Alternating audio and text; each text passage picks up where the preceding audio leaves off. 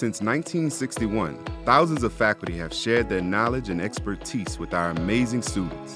And while not one of these individuals have walked the same path, we all have found one thing in common: purpose. We find meaning in our instruction that transcends beyond the classroom.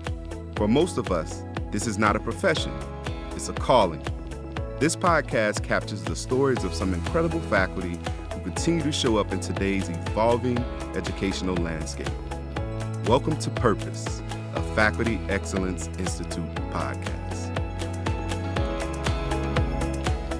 Hello, everybody. My name is John Gillespie, and I'm a professor of history and English at San Jacinto College North Campus.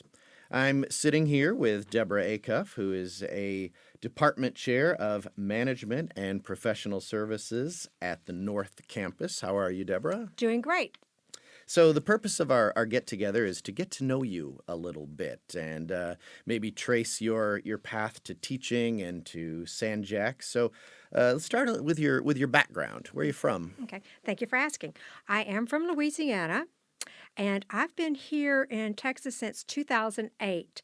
I started at San Jacinto College back in 2009, and I started as an engineering design graphics instructor, which is drafting, then moved to Department Chair in 2016, which I love, and it's Management Professional Services. Before that, I've actually been in higher ed, starting my 23rd year in higher ed, and of those 23 is 17 at San Jacinto College. And what brought me to studying drafting and being an instructor?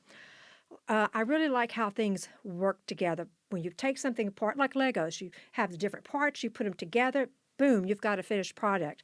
I've always, when I was growing up with my dad, he worked in the shop doing things, building stuff, and he liked to work on cars and trucks, and I was right there with him. I wanted to understand, like I said, how things work together. Well, when I graduated from high school, I thought, I want to be a band director. Okay, yes, a band director. And so started college, and I realized at that time I started looking around that a lot of the music programs were being shut down in the parishes that I lived in. And I thought, maybe I need to revamp a little bit. So I took a break for about 6 months, then decided to go to a local college and go to accounting. After a year there, I was like, accounting is not my thing. So took another little break and said, what do I want? So I got a job at the newspaper, and as I was going across the bridge in Lake Charles, Louisiana, you have all the oil and gas industries there. I was like, that'd be really cool to work there. So I decided to apply for a job in construction, and I got the position. It was a cost engineer assistant. Really enjoyed it, because I look out my window at my office and going, wow, look at them. They were doing turnarounds and shutdowns, and that still intrigued me. I was like, well, what I did then, I started learning everything I could possibly learn. When somebody said, hey, we've got some prints, can you do such and such, maybe do some takeoffs? And I was like, what do you mean takeoffs? So I looked at all these drawings, and I was like, I could do this. And after a point, I was like, well, maybe I need to go to school for drafting. And like I said, I like how everything worked together. So I went ahead, and the company I was working for, which was Reynolds Metals Aluminum Company, and they're the ones that does the aluminum foil and saran wrap. I asked my supervisor, I said, do you mind if I go to school full-time and work full-time? And he said, yes, no problem. So I decided to go to Sewella Technical Community College and take drafting, which that degree is like 120 credits instead, and it's an associate's degree instead of 60 credits. Learned a lot, all the different phases of the discipline of drafting. I mean, down from architectural, piping, mechanical, marine, surveying, structural, all the details, which gave me a good background for drafting and design. Well, after I graduated from there, I still worked for Reynolds Metals Company and soaking in all the different projects. And what was really fun was I never did a project from the beginning to the end as far as building or buying material, doing the scope of the job, hiring the crew, doing the scheduling, and I had that opportunity. My engineer boss said, hey, let's do that. So I did it.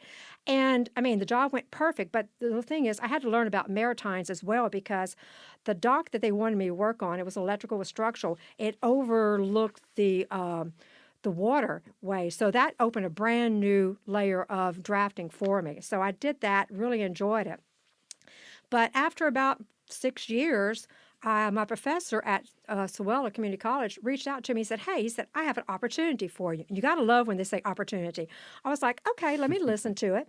He said, we have a position coming over, an instructor. We're not professors in my field, but instructors for drafting and design technology. He said, would you be interested? And I said, tell me a little bit about it. I mean, I was already established in the oil and gas industry. I was like, tell me about it, because I still loved, going back and wanting to be a band director. I liked helping everyone. I thought maybe this is another way, a new avenue for me. So went for the interview, was offered the job, and I was like, I'll take it. Now, what's funny is there was a little decrease in pay. But I realized what I could gain from this, all the different softwares, working with students, and I love the engagement of students. I taught there for 6 years and all the different phases, but also I got involved with the workforce, meeting people in the industry. We did advisory committees, same thing that we do it here at San Jacinto College. Really enjoyed that perspective. And then after the 6 years, I decided, well, I want to open my own business. Yeah, business. And it was, I called it Drafting and Design Specialties. And it was right after, during the time of Katrina and Rita. So I was doing custom home designs. Well, that year, that was 2005, I did over 100 set of custom home designs because people were losing their homes. They were moving from New Orleans to the Lake Charles area, which gave me that really good exposure. And I was very honored to be selected by Calcasieu Parish, their planning committee, to send me to school to learn how to create the correct drawings that would be used for homes off the Gulf of Mexico, which is a very good specialty because there's so many different rules and regulations. You have to deal with insurance. So that gave me a different perspective of the drafting and design area.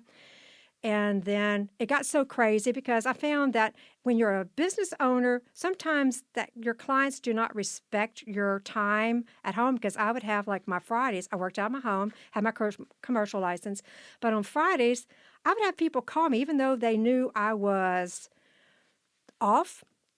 They would still call or come by the house. And I was like, oh, okay, I've got to do something. So I left that and started working as a technologist at ConocoPhillips. And so what I was doing was working with the Flare Master and working with drawings. So I still had that exposure to drawings, really enjoyed it. Worked there for 2 years. So as I was growing as far as my knowledge. So then my ex-husband at the time, he said, hey, we're moving to Houston area. I was like, oh, we are? Coming from a small town, and even Lake Charles is a small town, I'm going, we are moving to Houston? He said, yes, he got transferred. So I sat idle for about 6 months and about to go crazy, not knowing anybody in Houston. And so I talked to him. He knew I had a passion to teach. He knew I missed it. And I said, I'm going to look for a job in teaching. He said, well, go for it. Didn't know where to start, but so I got the newspaper down, and at that time, internet was pretty cool. So I started checking, and I saw a job posting for San Jacinto College. I said, who is that? And so it talked about engineering, design, graphics instructor. I was like, I read all the requirements. I was like, I can do this. So I have to tell my age. Now, at 49, I was like, let me go ahead and apply. So the night before I turned 50, yes, 50, I decided I've got the application ready. I'm going to do this. I hit that submit button. And John, when I hit that submit button, it was like a case of nerves just came over. I'm going, what in the world am I doing? I don't know where it's going, who's going to see it. Yeah, I'm going to go back into education. But I'm going, what if I don't get the phone call? What if I don't get the interview? I was like, okay, whatever happens, I'm fine with that. Well, after about 2 weeks, I got a phone call, a real nice person from San Jacinto College, and said North Campus. I was like, okay. So I'm coming from Sewella Technical Community College that had one campus. And so they said North. So I started Googling a little bit. I was like, oh, they have like 3 campuses. They said, we would like to set up an interview for you. I was like, oh, I can do that. So set up my interview. So I did, of course, like any applicant would do, that day before, took the drive, coming down Uvalde. When I got to Wallaceville and Uvalde Road, I looked, and there was the sign, marquees for San Jacinto College. And it felt like home because it had the oak trees, and I loved the environment. I was like, wow, I thought, I really want this. So I drove up, parked, Went into the building, just kind of get the scope of it. And I was like, this feels like home. Have you ever had a job that really feels like home? That was that for me. So I went for the interview that next day, and I thought I knocked it out of the ballpark, because I had to do the demonstration, things like that. I was like, oh, okay, I did good. And so probably about 2 weeks later, about, I guess, 2 days before the semester would begin, I got a phone call going, you're hired. Be here on Wednesday.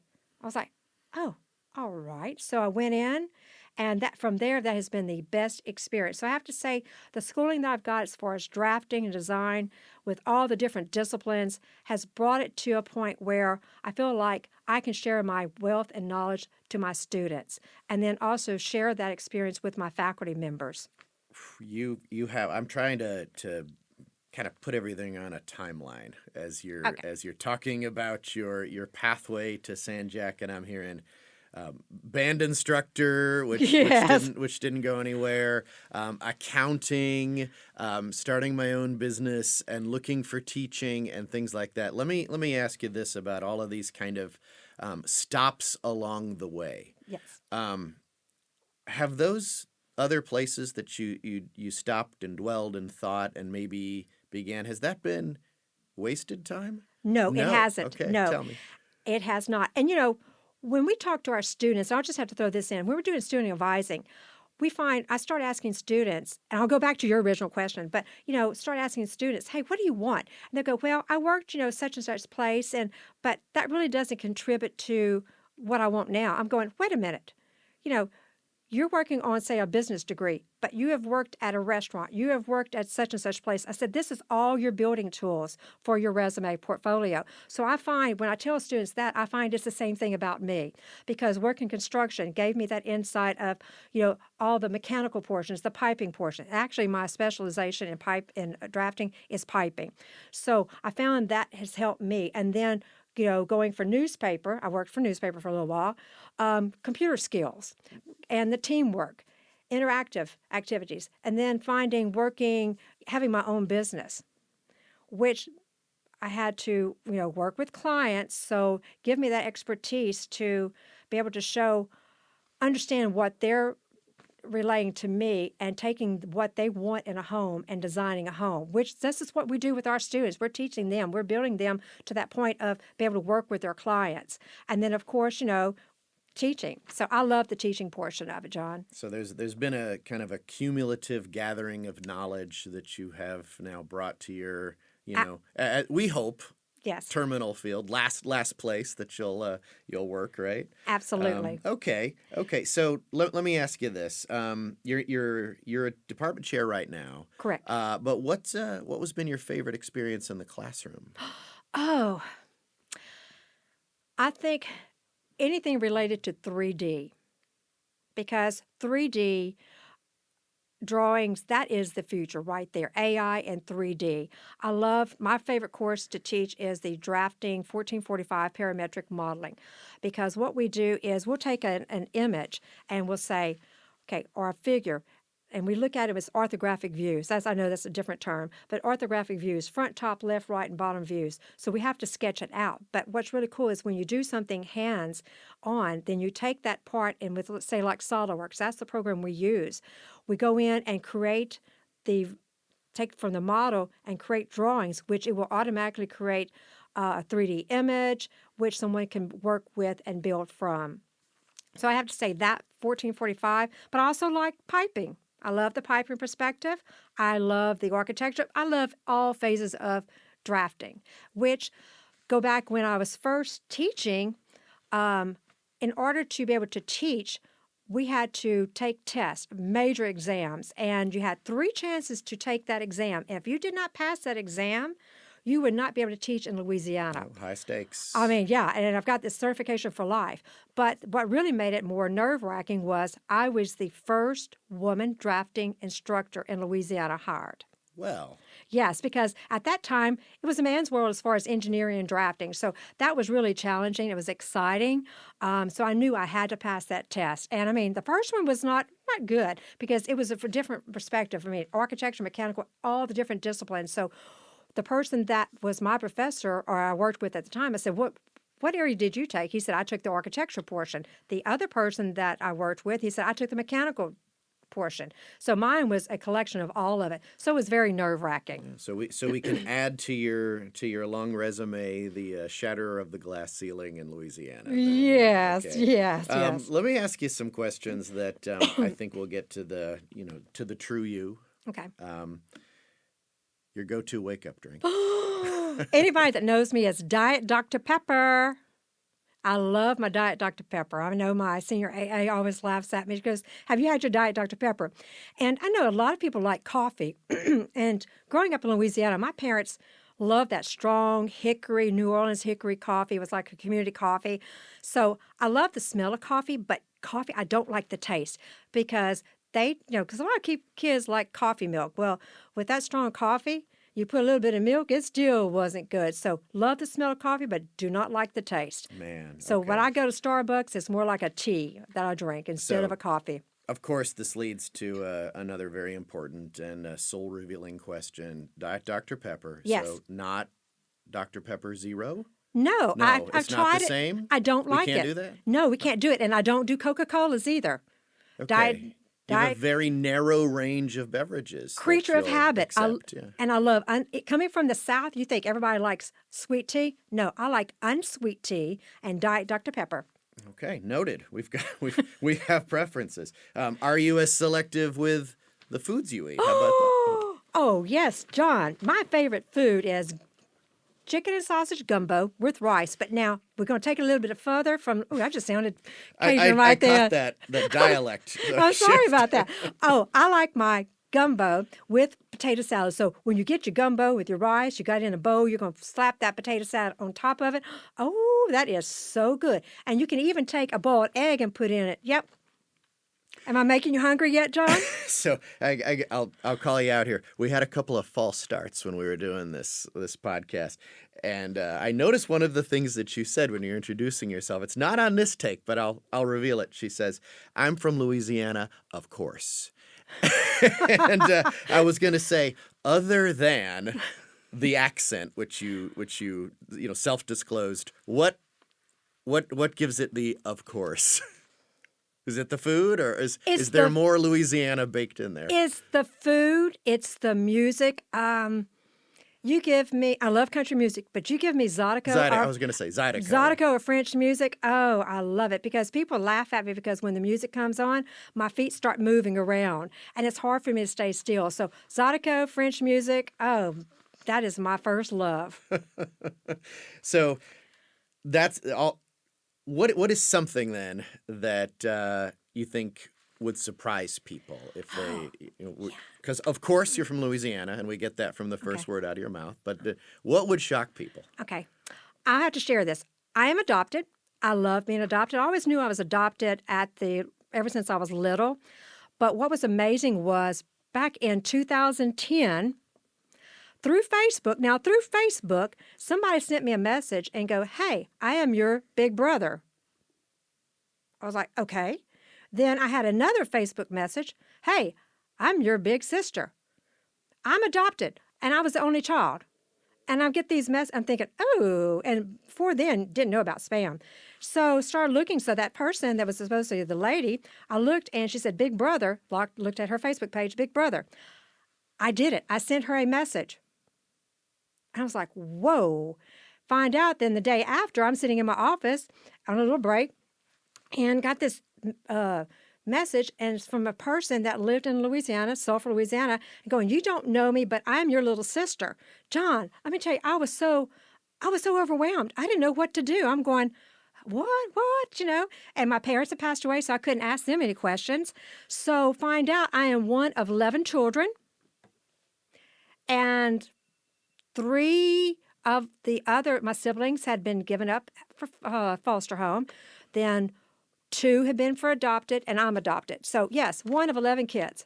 When I thought I was the only child, adopted. And it was social media that helped you Social media. Put the family puzzle back together. Yes. And so has that been a rewarding experience, I imagine, right? It's been an experience. Okay. The kids above me and the one below me, We all get along. The younger children, they don't like us. Yeah, well, they blocked us from Facebook. Sure. Right. Okay. Sounds like a family then. Yeah. A drama. I was not used to drama. Well. Listen, our time is drawing to a close, Deborah. It's been a pleasure. So one last question that I think is very revealing of character. Your Uber rating. Go. Uber rating. 10, 5, 6. I think it only goes to 5. Oh, I don't know. Okay. Yeah, so she's the best one to take a ride with then. All right then, we're gonna take off. So stay classy, San Jacinto. Thanks for joining us on this week's episode of Purpose, a Faculty Excellence Institute podcast. Join us next time as we hear from one of our inspiring faculty. Keep doing great work and stay classy, San Jacinto.